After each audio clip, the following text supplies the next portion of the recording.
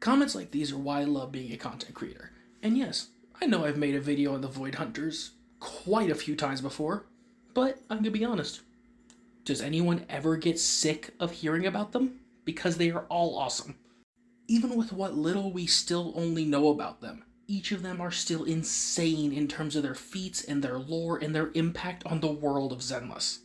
For example, Sunbringer not only has immense power, but immense knowledge as well, because on top of destroying the Hive Lord Hollow in the sky, a massive hollow that was large enough that it was temporarily blotting out the sun, which, I'm not saying that it was the size of a star, but it was clearly big enough it had some kind of eclipse-esque effect, and seemingly she beat it by itself. But on top of that, her intelligence is also off the charts because she is the creator of the original Bang Boos, and is effectively the person who led to the creation of every other Bang Boo we know in the story, because she was the one who created the original, created the blueprints that was the backbone of every Bang Boo we see now. Then you got Joyous, who is a Void Hunter, but also the first proxy, or the first legendary proxy, who, unlike other proxies, did something even more impressive than Bell or Wise by a wide margin. Was able to analyze a hollow and break it down into an algorithm to be able to analyze and then map out any and all hollows that it would be able to analyze in general. That system being the Carrot system. And the reason he named it that? It's because Sunbringer made Bang Boos look like rabbits. I kid you not, that is the canonical reason that he called it the Carrot system. But that is insane. That level of intelligence to be able to map out an area that is basically a whole new subspace that just appears out of nowhere and can constantly warp, constantly shift, open rifts, constantly become more stable and unstable with a moment's notice, and be able to create an algorithm to analyze any hollow off of very, very limited data in the grand scheme of things. Because sure, you do still need to get some data to be able to analyze a hollow. But with how much hollows change, the amount of data you need seems infinitesimal compared to the grand scope of any hollow. Now, Miyabi's ancestor is also insanely powerful, because sure, they aren't as physically powerful as Miyabi in terms of their own physicality, but they were able to use the full power and unrestrained strength of Talus in the Cursed Blade, which was capable of dismantling the Exaltus and the Exaltus Overseer basically single-handedly, or seemingly single-handedly, which is insane, because if they're even slightly as powerful as what we've seen the Exaltus have now, that would bare minimum mean that her ancestor is at least similar in power to Miyabi herself. Now this trio, they are a group of 3 Void Hunters that are an elite squad. Think of like how Section 6 is a squad, but imagine all Void Hunters.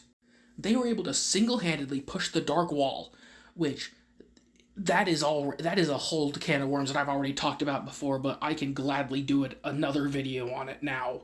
But to sum it up quick, it's basically land that has been too consumed by ethereals and too consumed by hollows for humanity to safely reside. Meaning the types of creatures that are likely there are probably way stronger than what average hollows or even elite hollows here might have. And this trio, in a very short span of time, were able to push the Dark Wall back 28 kilometers. Or something along those lines. But in terms of miles, that's over 20-something miles in terms of distance.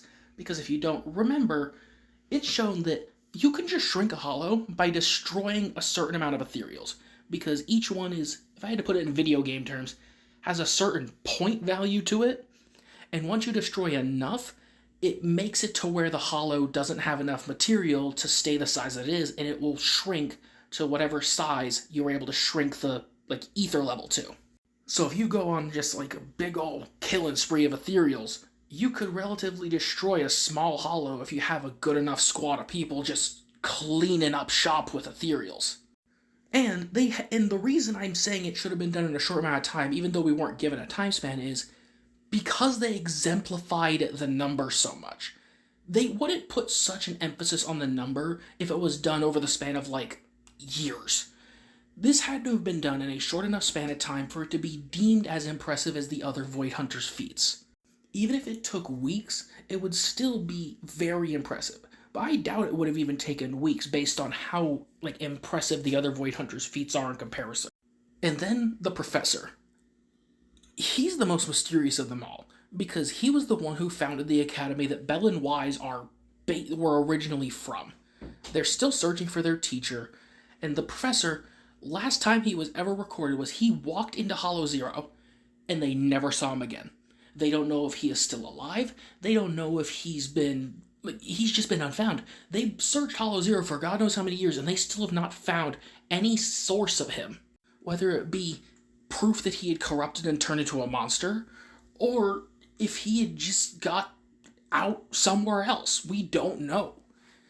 All we know is he is one of the biggest missing pieces for Bell and Wise's story.